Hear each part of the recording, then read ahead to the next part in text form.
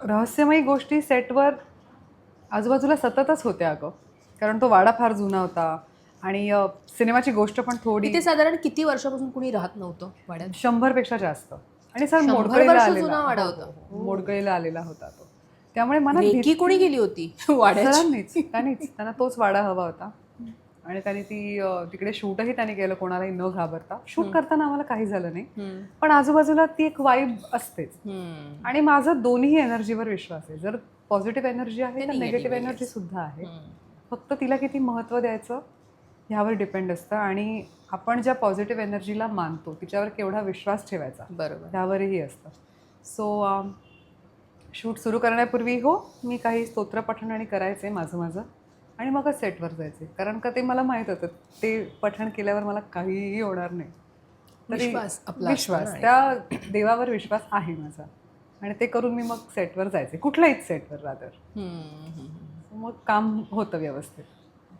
पूजा, आत्ता मी जसे तुझे सिनेमे इतके बघितले, मधल्या काही काळात तू एक असं वाटतं लग्नानंतर पूजा थोडा गॅप घेतलाय किंवा काय असं वाटलं असं, पण बॅक टू बॅक तुझे आता प्रोजेक्ट्स येत आहेत किंवा लग्नानंतर कट्टू आपलं एक लाईफ थोडंसं बदलतं. आत्ता इथून पुढे तू ते बॅलन्स कसं ठेवणार आहेस, प्रोफेशनल आणि personal? I have no idea. I wish माझ्याकडे ह्याचं उत्तर असतं तर. कारण मी प्रत्येक दिवस प्लॅन करत पुढे जाते. मी आता हे कसं प्लॅन करणार आहे हे मी आत्ता ठरवलं आणि त्यावेळेस काही वेगळं घडलं तर मग खूप चिडचिड होते आपली. So I have no idea how I am going to do it. पण काय म्हणतात, एक छान वेगळी घटना आयुष्यात घडली, लग्न, एक नवीन व्यक्ती आयुष्यात आली, ॲडजस्टमेंट होणारच, समजूतदारपणा राहणारच, प्रेम असणारच त्याच्यात. फक्त ते किती स्मूथ आणि सुरळीत होईल ह्याच्याकडे माझा जास्त कल आहे. सो देवाच्या कृपेने आता एवढे सिनेमे येत आहेत. 2 वर्ष मी गॅप घेतला असं म्हणणारच नाही, कारण मी एका वेगळ्या गोष्टीवर फोकस केला आणि जी मला नेहमीच हवी होती. सो ते जे पर्सनल लाईफ आहे तेही मी जगून घेतलं. आणि आता छान फॅमिलीचा सपोर्ट आहेच आम्हा दोघांनाही. तर जसं चाललंय तसं आम्ही चालवतोय. हा एवढा सगळा प्रवास केल्यावर पूजाला श्रावण क्वीनचा तो स्टेज आठवतोय की त्यावेळेला घाबरलेली पूजा आणि कशा पद्धतीचा, कारण तो पाहिला होता आम्ही. त्यामुळे पण तरीही तुझं जेव्हा तू जिंकलीस तेव्हा तुझ्यात एक कॉन्फिडन्स दिसत होता. थँक्यू. तर मला ते सांगशील की कट्टू आत्ता आपण असं मागे वळून बघतो ना तेव्हा ती दिसत असेल ती पूजा, काय सांगशील त्या पूजाला? त्या पूजाच्या चांगल्या गोष्टी तर मी अजूनही जपून ठेवल्या आहेत. पण त्या पूजाला मला सांगायला आवडेल की घाबरू नकोस. फारच घाबरट आहेस तू. खूप घाबरतेस. एवढं कठीण नाही आहे तुझ्यासाठी. त्यामुळे तू जे प्रोजेक्ट निवडशील, तू जे काम हातात घेशील ते तू 100%च करणार आहेस हे तू स्वतःला आधी सांग. घाबरू नको. फार घाबरायची ती पूजा. आता नाही घाबरत.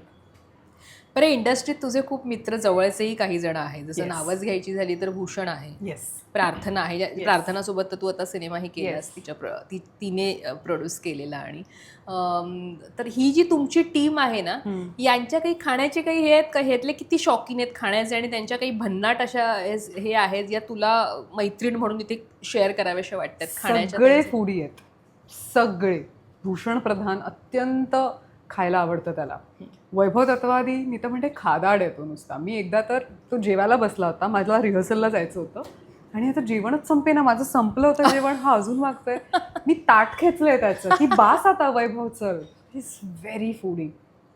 अभिजित खांडकेकर, मस्त खाण्याच्या सवयी येतात त्याला. त्याच्याकडे तुला सगळ्या हेल्दी चमचमीत गोष्टी आणि तुझं मनही भरेल अशा गोष्टी त्याच्या त्या बास्केटमध्ये असतात. आणि तो असा मित्र आहे ना की आत्ता समजा मी चीट करत असेल, आता समजा मी आमरस खाते तर तो खाऊ नाही देणार मला आमरस. तो मला उद्या सांगणार की उद्या तुझं फोटोशूट आहे माहिती आहे ना, एक दिवस कंट्रोल कर, परवा खा. दिस इज अभिजित खांडकेकर. पण असा मित्र असायला पाहिजे ना, म्हणजे या तुमच्या गोष्टी पण सांभाळणारा. वैभ्या म्हणेल खा ग Sawant. Kashmir is also very very प्रामाणिक अबाउट हिज रुटीन. आणि तो खूपच फिटनेस फ्री. तो पण फूडी आहे, तो भयंकर फूडी आहे. तो पण मी त्याला गोड खाताना आणि पाहिलं, म्हटलं अरे तुझ्याकडे बघून एकतर टचवूड वाटत नाही, तू एवढं खाऊ शकतोस.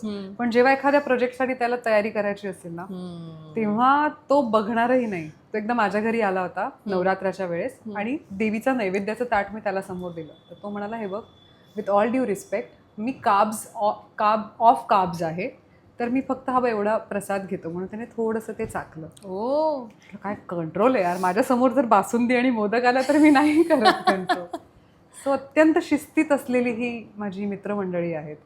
त्यांना पण बऱ्यापैकी फॉलो करते मी. भूषण प्रधान एकदा म्हणाला की I am on a keto diet. म्हटलं तुला एक तर गरज काय कीटोची, आणि तू कीटो केल्यावर आम्ही काय करायचं.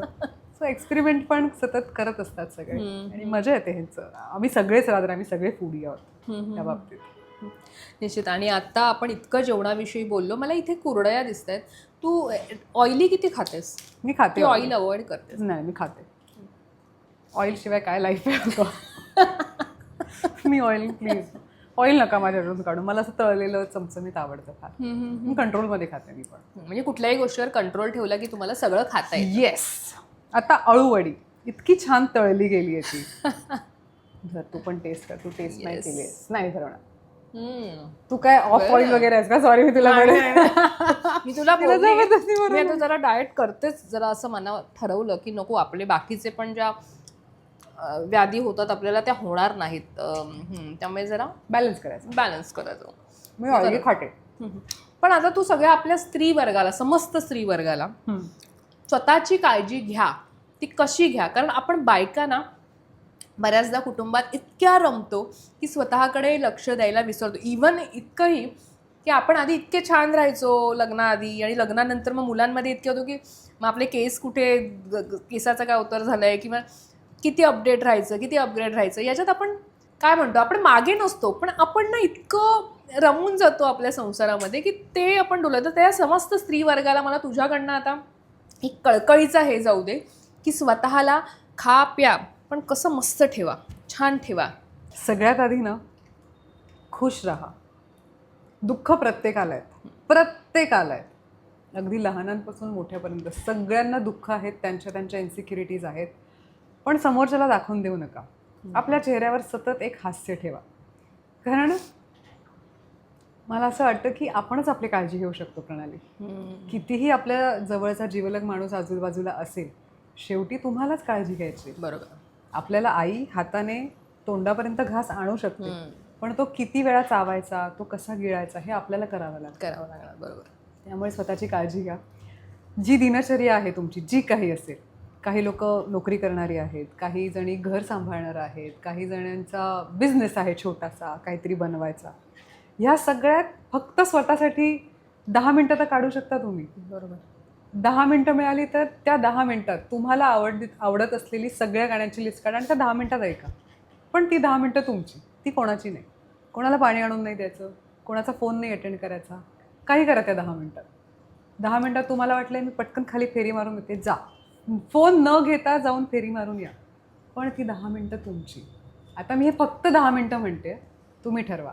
1 तास, अर्धा तास, 3 तास.